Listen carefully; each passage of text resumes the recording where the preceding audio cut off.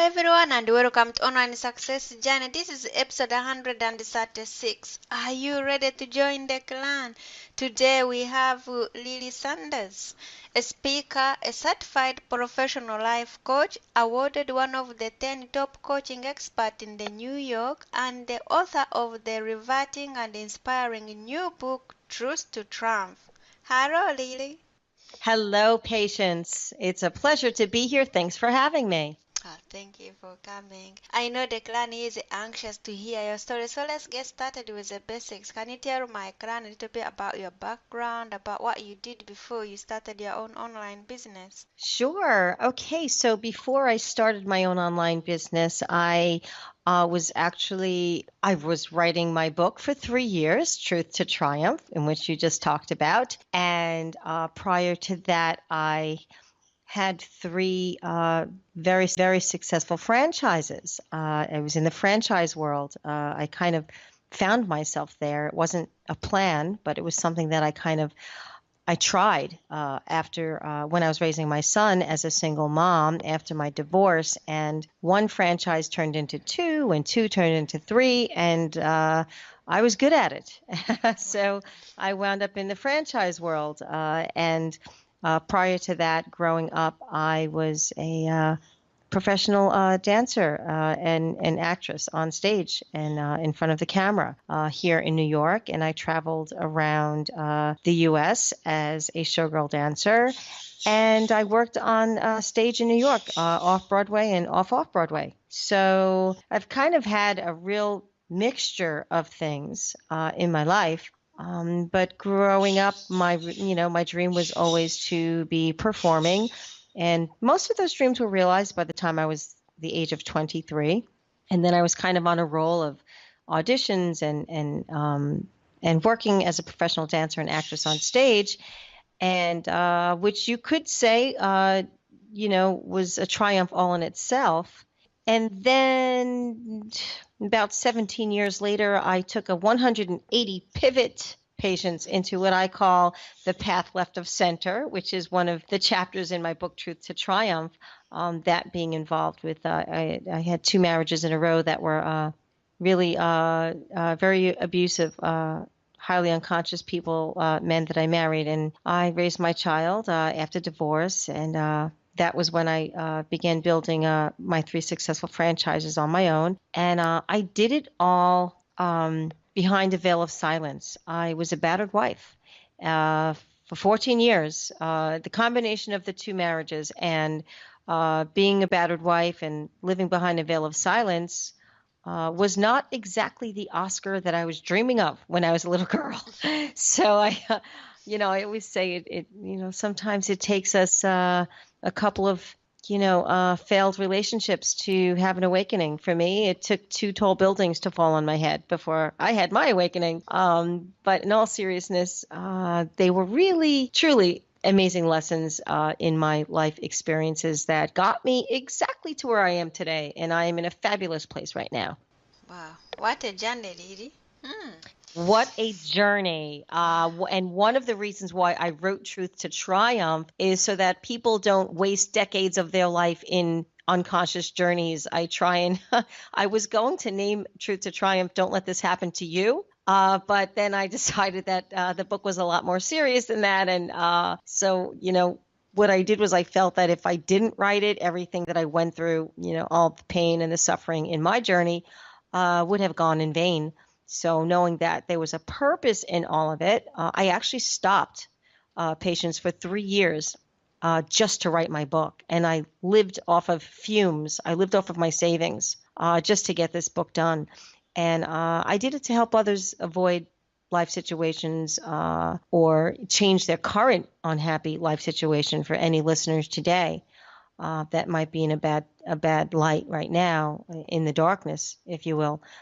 Is what really gave me the motivation to write Truth to Triumph. And I also felt a strong pull to be a voice for those people that are in maybe currently in the dark and have not found their truth, hence Truth to Triumph.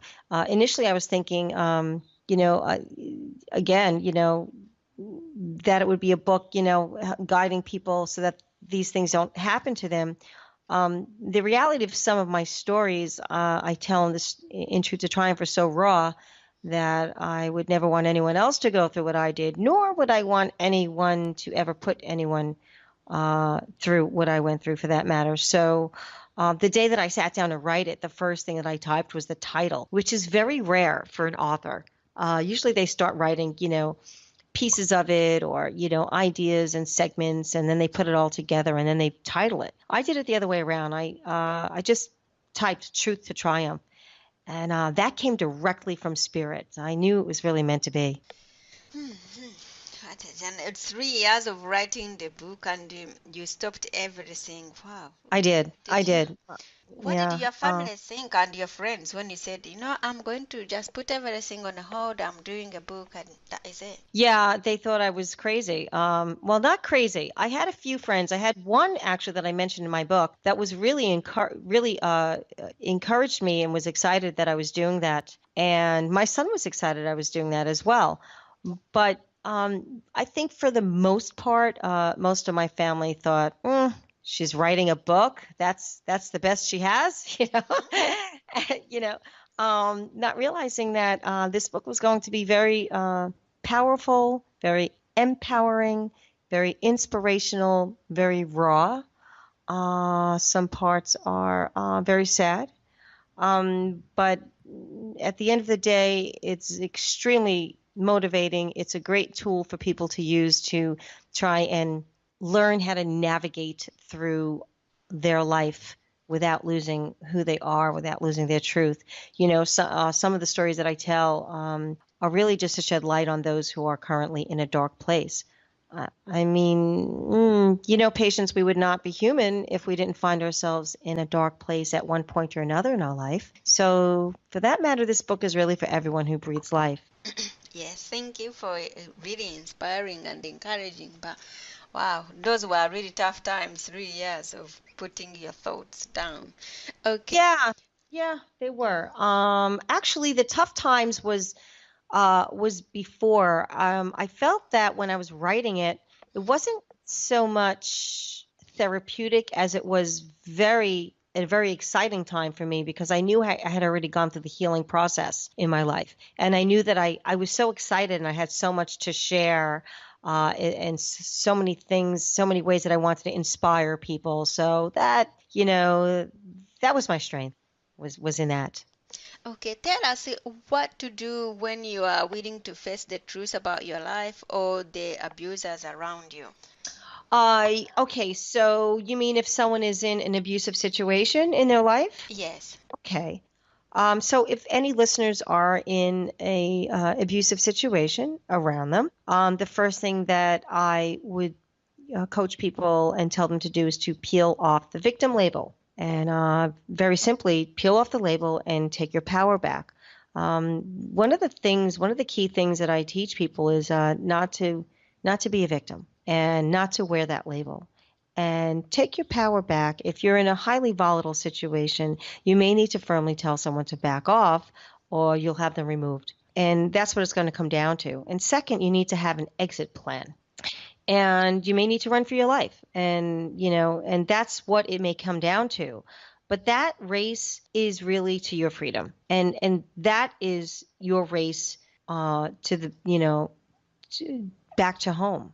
And when I speak of home in Truth to Triumph, I always speak of love. So have that exit plan, a trusted friend, a family member's place where you can run to, and have things packed up and there for you: license, passports, birth certificates, cash, credit card. Really important, your important numbers, because and spare car keys, because you probably will have your phone smashed and you'll lose all your numbers. We depend on numbers inside of our devices, but you've got to write them down on paper, because sometimes, if like in my situation, when I, had told my abuser to back off or have him removed, he took my phone and just cut it in half. He just took it and just broke it in half. So make sure you have phone numbers, important numbers that are written somewhere packed away, and that's part of your exit plan as well. And also, if you have children, you need to have their book bags, school books, uniforms, clothes, whatever, their passports, their birth certificates packed for them as well. And really, one of the most important things, I cannot stress this enough to listeners, is never alarm the children. Stay very present, be very calm, tell them that you're taking care of everything and that you love them and that you're making everything safe for them and everything will be okay. We always want to enforce a sense of love and safety for our children. So first, peel off the label. Second, have the exit plan. Third, call the authorities immediately. You need to always call the authorities. They will have your back. You need to trust them to help and protect you, and they will, and they will.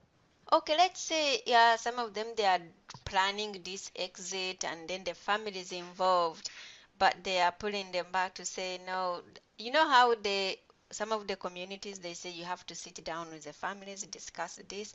When at the point, do you have to really go through this when the abusive, I don't know, those ones who are in abusive, I know they always say it is women who are also in abusive relationship, but apparently also men are in the abusive relationships. At the time of the point, when do you take these matters into your own hands without involving the family? Okay, so then that's a good point. If you know that you're going to get conflict with people that you're involving, you don't involve them. In other words, you have to mindfully pick the person or that is unattached and and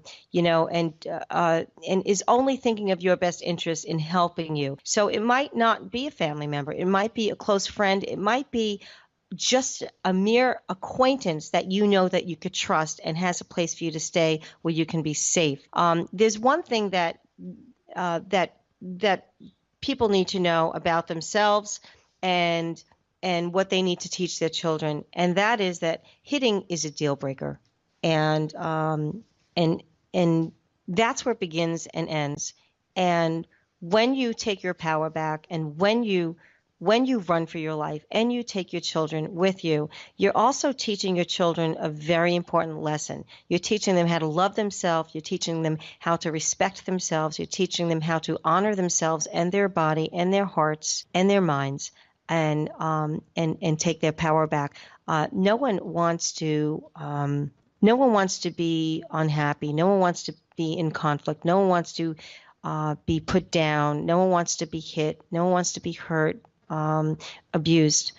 So all of these elements that are in domestic violence are really just going to tear you down, if not kill you physically, but definitely kill you emotionally and mentally. And it's the last thing that you want to teach your children, because then it winds up being a pattern. And your children will begin to see this behavior as okay and normal. And it is not okay. Verbal abuse, physical abuse, it is not okay. It is really never okay. Hitting's a deal breaker, and the fact that you experienced this in your upbringing does not mean it's acceptable behavior. So the goal for you will be to break the pattern and to teach your children to break the pattern. And the only way to do that is to change the action, end the situation, and move on. Okay, tell us the keys to love ourselves unconditionally. How to love ourselves unconditionally? Yes. That's a great question, because we hear about this all the time. Love yourself, self-love, and but how do we really put that into practice? And what does that really mean? The first thing that we need to do is we have to start by beginning to see yourself at soul level. And that means, letting go of that linear concept of thinking and allowing the multidimensional concept as your new reality. When you come into that awareness of this multidimensional concept as your new reality, and you see that you are so much more than this vehicle, our bodies, that house the soul. The potential is there to unlock anything and everything your heart desires, because you'll be in this harmonious matrimony, if you will, with yourself and with your inner child. And this is the relationship that we want to strive for, because this is our divine connection to oneness. Right. You spent 3 years writing this book. What did you learn from writing this book as a whole? Well, I learned how to be painfully honest out loud into the public, meaning, the things that are in Truth to Triumph are really never ever before told stories. And here I was writing it in this book, and I just put it out there internationally. There you go. There you have it. So, as far as me, it taught me how to be really, really very, very transparent. But moreover, it really, it really made me feel wonderful because what I feel I accomplished is letting people know, and this is really important. I'd really like all the listeners to understand that pain, we all have pain in our life. And pain is not, it's not your individual burden. We all have it. We all experience it. We've all experienced it in our past. Sometimes, we might have pain right now, in your life situation, but the commonality in how our own unique pains around the globe, at whatever intensity they may be, are all reminders that pain is not it's not our individual burden. It's not your individual burden. It's not ours. So there's kind of that shared compassion, if you will, in when I published Truth to Triumph, just letting people know as a family, as brothers and sisters of the universe, that we all have that commonality. And it's but the real lesson is, what do we do with that pain? We can make two choices. Either we can use that pain to go into suffering, or we can use that pain and transmute it into peace. And that's basically what Truth to Triumph is all about. It's about learning how to transfer or transform our pain into peace. Tell us the way to release the past and create the new generation. Right. Okay, great question. Okay, so we need to start letting go of our stories. And why should we do that? So that we're not trapped in them. So that you don't create your own suffering. And again, this is where our pain turns into suffering. So we need to let go of the stories. That's the first thing. Because suffering serves no purpose other than to make you unhappy. And suffering, look, it's been proven. It's the number one cause for disease and even death. So we don't want to suffer. So when you store those unhappy stories, they keep playing in your mind over and over and over again. And so we need to let go of those stories. And I know people say, oh, yeah, that's easy to say. But I will say this. It's harder to hold on to the stories because they always wind up keeping you in this suffering mode. It's so much easier and so freeing to let them go, because then that brings you into the love zone. And really that's the goal. Our goal is to, say goodbye, to these, all of these things that have been kind of suppressed in there, all these happenings and events and situations that we've had in our life. We can't let them have power over us. So in first step, being aware that they're there, even if we're not talking about it, doesn't mean that we're not harboring that. Once we have that awareness that we're holding on to it, then we can actually, we could actually talk to it and, and say, you have zero power over me. You are not who I am. You are just an old story. And conversely, like I just said, just because you don't talk about a story doesn't mean that you let it go. In fact, what I found, patients, is that many of us have volumes of stories that we conveniently stack in these bookshelves of what I call the mental warehouse, that we reach for every single time we want to suffer. And we just conveniently pull it out, out of memory, and when we've forgotten our truth, we suffer. We feel pain. We hurt. We agonize. We grieve. We grieve more than we need to. But when we let go, we love. And we could generate feelings of love and joy and understanding. And that's when we start to begin to really choose the creation of generational blessings, when we can really break the mold of everything that's gone on, all the patterns in family and in relationship, and really break the mold for generational blessings. Okay, how could someone start forging a new relationship with yourself or within the family? Do we have to be really spiritual to enhance these powers? No, and I'm going to tell you why. Some people get caught up. I'd like people to know, listeners, to not get too caught up in the word. When we talk about spiritual, some people get a little afraid of that. They get caught up. They think it's kind of weird or guru. So I like to simplify it for listeners. If it's not of, like, if you're touching your arm, your hand, your head, that's the body. Yeah, that's the flesh. So that's the flesh part of you, and that's the form. Whatever is not, that you can't touch, that's not of body, flesh, of form, is spirit. So having said that, that part is really the essence of who you are. So yeah, we need to start building this new relationship with ourself and our spiritual self. And truly, that is what empowers us. And again, it's by beginning to see yourself at soul level, what I was talking about before. And a lot of that really starts with really doing a self inquiry, with yourself, getting very still by yourself, and just doing a self inquiry on, that ever so universal question, who am I? And that is the question of all questions that, we tend to ask ourselves. But that's really the only important question you need to get to. Who am I? Because once you know who you are, then whoever that is who you are, the essence of who you are, you realize is independent of any label, any life situation, any circumstance, any happening in any event. It's the truth of who you are, the essence of who you are, your truth. It's independent of any life situation. It's in Truth to Triumph, I say it is what arises in the space after the exhale of an experience.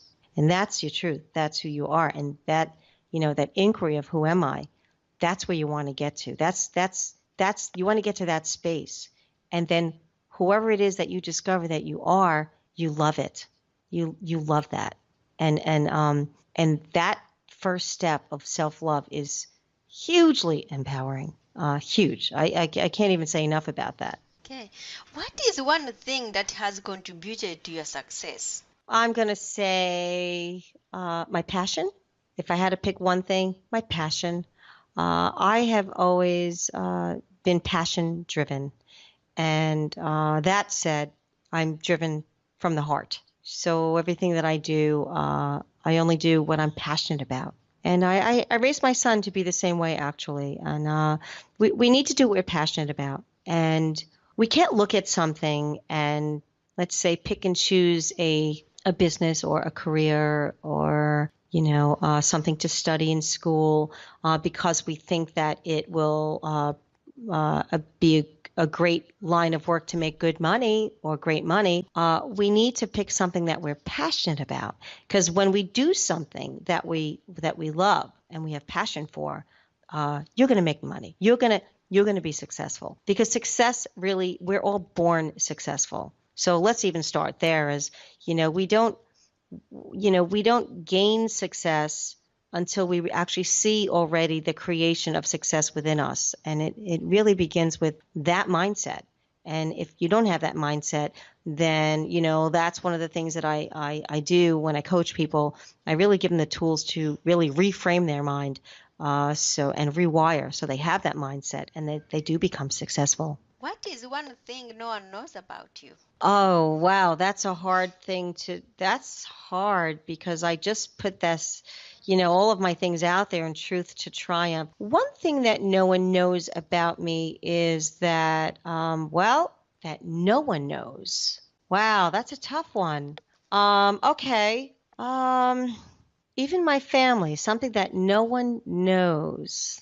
I'm going to say how much I love to sleep 8 hours a day. No one knows that. But I'm serious. Do you really sleep 8 hours a day? Patience, I love to sleep 8 hours a day. If I have 1 hour short, I feel like I've been ripped off. I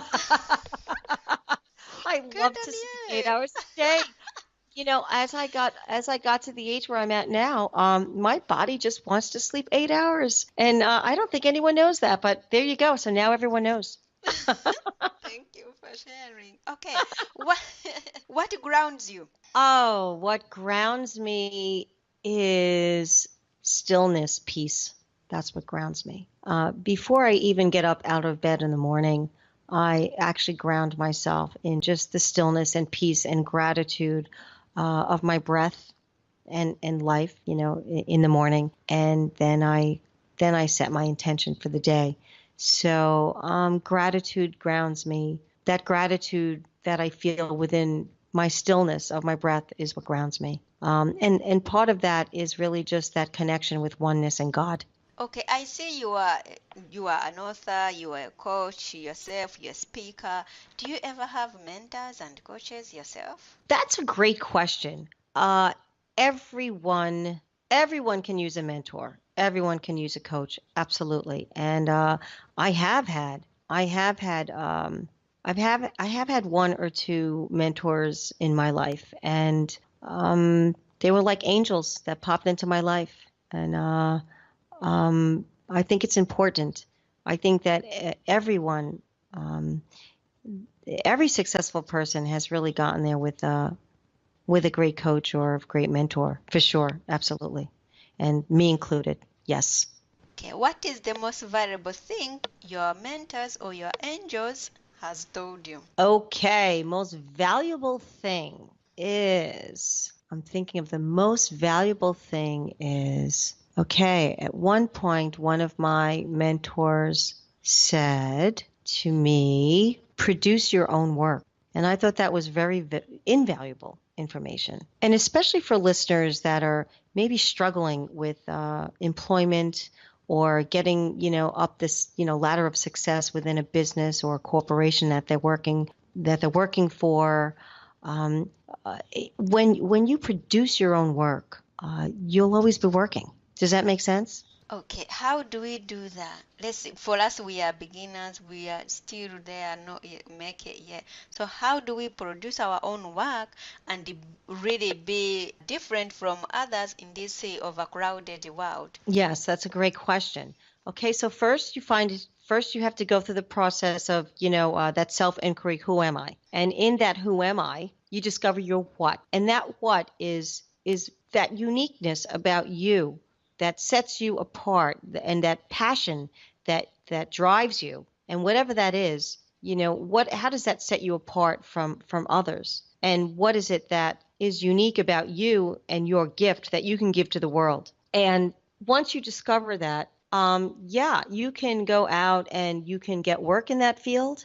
Absolutely. But not to be discouraged, because if you can't get work in that field, you can begin to create work as an entrepreneur on your own. So, for instance, I don't know, you'd have to throw something out at me, but we can. Okay, so like for instance, I had this passion to write, and and while I was writing my book is when I also started coaching others. And that became a business that I built. I produced my own work. And do you have to start from the beginning up? Yes. Is it a lot of hard work? Yes. Nothing comes easy. But when you are passionate about it and you are focused on it, you need to know the one thing. You've got to focus on one thing. And that and that's part of the process that I put people through when I coach them. That focus on that one thing will really help you begin to create and open the doors for yourself as far as your own business as an entrepreneur, or as far as finding the right businesses or companies to work for and work your way up that ladder of success as well. Do you know, Lily, as we human beings, we like to branding? Do you know if you do something different and you'll be like, I don't want to really stick, I just wanted to blend in the background with everyone else. So, what do you tell about those people who are like to blend in? Well, it's okay. I always feel that whatever floats your boat. If someone is the type of person that likes to blend in, then that's great. Then love yourself for being that person that likes to blend in. If someone, because really we're all unique. we're all unique in our own way, and we need to, and that uniqueness includes people that like to blend in. So if someone likes to blend in, that's fine. That's great. Then that's what's unique about them. Because we want to make sure that we're in full acceptance of what is, and we all evolve in our own unique way, and that's the beauty of it.